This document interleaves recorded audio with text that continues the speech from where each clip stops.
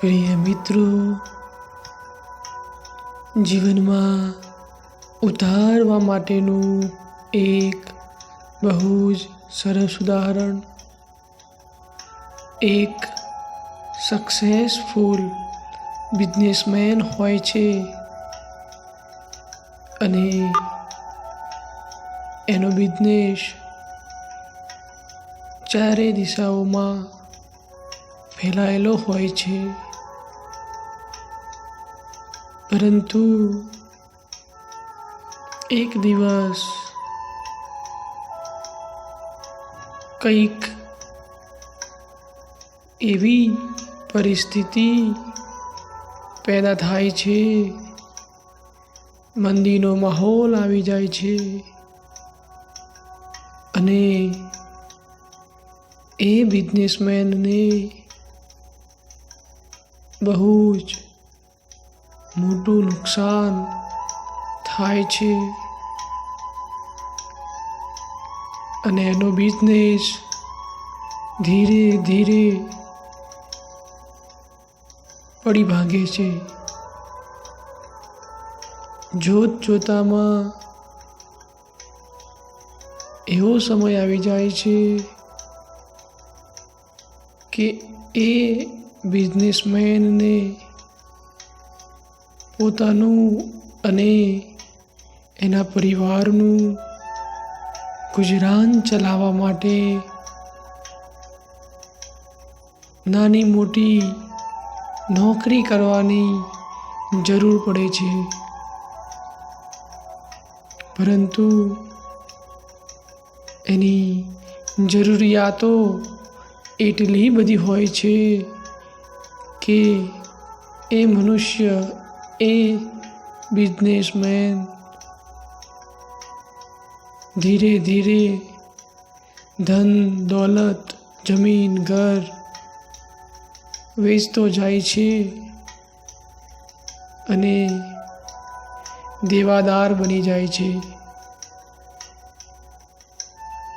જ્યાં જ્યાં એનું નામ હતું, જ્યાં જ્યાં એનું સન્માન થતું, દરેક જગ્યાએથી પૈસાના હિસાબે એને દરેકની સાથે સંબંધ તોડી નાખ્યા હતા. જેટલી પણ એની ઇજ્જત હતી એ પણ એને ગુમાવી દીધી હતી. એક દિવસ એવો આવી જાય છે કે એ બિઝનેસમેનને આત્મહત્યા કરવાનો વિચાર આવી જાય છે. એટલી હદે એ શારીરિક, માનસિક, આર્થિક અને સામાજિક રીતે પડી ભાંગે છે અને નિર્ણય કરે છે કે રેલવે ટ્રેક પર આવી આત્મહત્યા કરવી. એ સક્સેસફુલ માણસ આત્મહત્યા કરવા માટે રેલવે ટ્રેક પર જાય છે. તે સમયે ત્યાંથી એક પ્રભાવશાળી વ્યક્તિત્વ ધરાવતી વ્યક્તિ સફેદ કપડાં પહેરીને નીકળતી હોય છે. લંબાઈ, પહોળાઈ અને પ્રભાવશાળી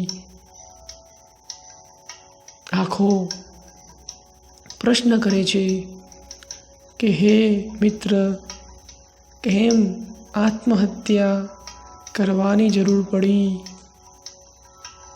ત્યારે બિઝનેસમેન પોતાની બધી જ વાર્તા, પોતાની બધી જ જીવનની ઘટના સંભળાવે છે. ક્ષણિક વારનો પણ વિચાર કર્યા વગર એ પ્રભાવશાળી વ્યક્તિ એના કોટના ખિસ્સામાંથી ચેકબુક કાઢીને એક બ્લેન્ક ચેક સિગ્નેચર કરીને આપી દે છે અને કહે છે કે જેટલી પણ એમાઉન્ટ, જેટલી પણ રકમ લખવી હોય તું લખી શકે છે. મિત્રો, આ સાંભળતાની સાથે જ આ ચેક મળતાની સાથે જ એ સક્સેસફુલ માણસમાં એક અલગ જ આત્મવિશ્વાસ આવી જાય છે, અલગ જ ચમત્કાર થયો હોય એમ એક એનામાં તાકાત આવી જાય છે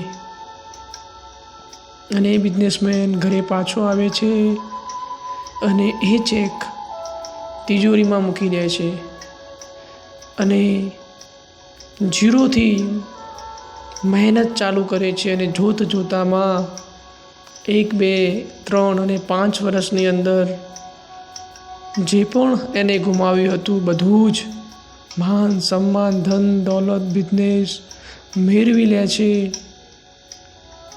અને 5 વર્ષ પછી એ ચેક લઈને એ પ્રભાવશાળી વ્યક્તિ કે જેને એને સંકટ સમયે એક તાકાત આપી હતી એને રિટર્ન કરવા જાય છે, પાછું આપવા માટે જાય છે અને જ્યારે સ્થાન ઉપર જાય છે કે જે જગ્યાએ એ પવિત્ર પ્રભાવશાળી વ્યક્તિ એને મળ્યા હતા, તો એ બિઝનેસમેન જુએ છે કે એ પ્રભાવશાળી વ્યક્તિને 4 થી 5 માણસો પકડીને ક્યાંક લઈ જતા હોય છે. તરત જ આ વ્યક્તિ ત્યાં જાય છે અને કહે છે કે મિત્રો કેમ આ વ્યક્તિને આ રીતે લઈ જવામાં આવે છે? તો સામેથી જવાબ મળે છે કે સજ્જન, આ માણસ છેલ્લા ઘણા વર્ષોથી